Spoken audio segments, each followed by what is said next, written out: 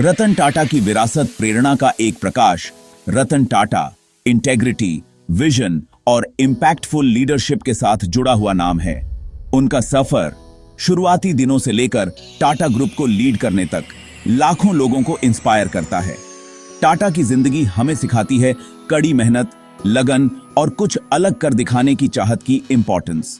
Education, health care और गरीबी कम करने के लिए उनके फिलैंथ्रोपिक एंडेवर्स उनकी एक बेहतर समाज के प्रति समर्पण को दर्शाते हैं। एक्सीलेंस, इनोवेशन और सोशल गुड के प्रति अपनी कमिटमेंट के जरिए रतन टाटा ने एक बिजनेस एम्पायर खड़ा किया है और अनगिनत लोगों की जिंदगी को छुआ है। उनकी कहानी एस्पायरिंग एंटरप्रेन्योर्स और बिजनेस लीडर्स के लिए प्रेरणा का एक प्रकाश है। शुरुआती जीवन और शिक्षा। एक दूरदर्शी का निर्माण। रतन नवल टाटा का जन्म 28 दिसंबर 1937 को प्रतिष्ठित टाटा परिवार में हुआ था। उनका बचपन एक ऐसे परिवार में बीता जिसने भारतीय उद्योग और समाज में महत्वपूर्ण योगदान दिया। टाटा विरासत के बीच बड़े होने के कारण उनमें जिम्मेदारी की एक मजबूत भावना और राष्ट्र निर्माण का जुनून पैदा हुआ। परिवार के मूल्यों ने उनके व्यक्तित्व को गहराई से प्रभावित किया। रतन टाटा की एजुकेशनल जर्नी उन्हें भारत और विदेशों के प्रतिष्ठित संस्थानों में ले गई, जिसमें कॉर्नेल यूनिवर्सिटी भी शामिल है। यहां उन्होंने इंजीनियरिंग की पढ़ाई की और अपने दृष्टिकोण को और व्यापक बनाया।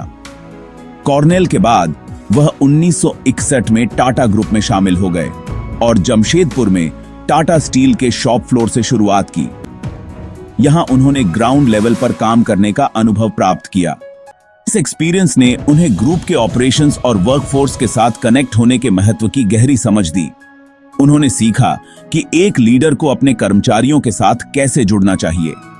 इन शुरुआती वर्षों ने इनोवेशन, इंटेग्रिटी और सोशल रिस्पॉन्सिबिलिटी द्वारा परिभाषित एक करियर की नींव रखी।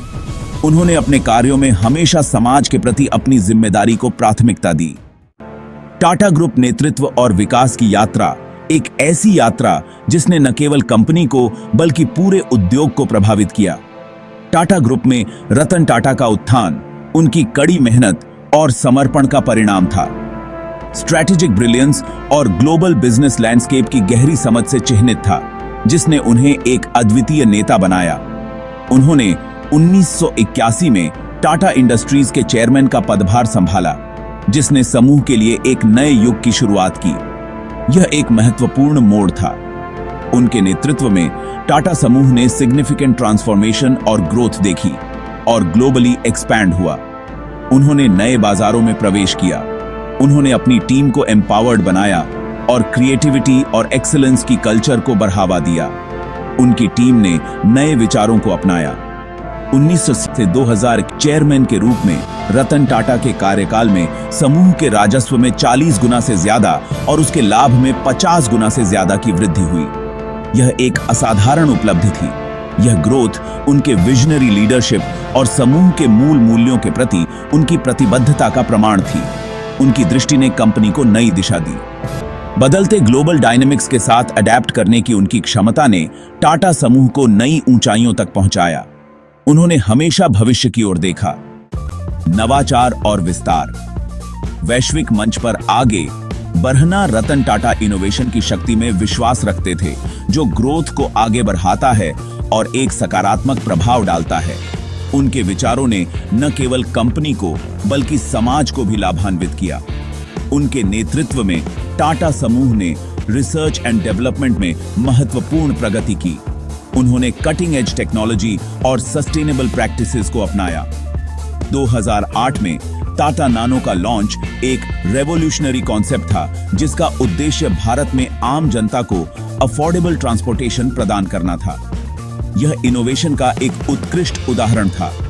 इनोवेशन के अलावा रतन टाटा ने स्ट्रैटेजिक एक्विजिशंस के जरिए नए मार्केट्स में टाटा समूह के एक्सपेंशन का नेतृत्व किया। उन्होंने ग्लोबल पार्टनरशिप्स को भी मजबूत किया। समूह ने Tetley tea, Jaguar land rover और कोरस स्टील सहित प्रतिष्ठित इंटरनेशनल ब्रांड्स का अधिग्रहण किया। इन एक्विजिशंस ने टाटा समूह की ग्लोबल प्रेजेंस को मजबूत किया। इन एक्विजिशंस ने टाटा समूह को एक ग्लोबल लीडर के रूप में स्थापित करने के लिए रतन टाटा के बिजनेस एक्यूमेन और विजन को प्रदर्शित किया। यह उनकी दूरदर्शिता का प्रमाण है। इनोवेशन और स्ट्रेटेजिक एक्सपेंशन पर उनके फोकस ने टाटा समूह की ग्लोबल रेप्यूटेशन को बढ़ाया और इसे इनोवेशन और ग्लोबल एक्सपेंशन में सबसे आगे खड़ा किया। उनके नेतृत्व ने कंपनी को नई ऊंचाइयों पर पहुंचाया।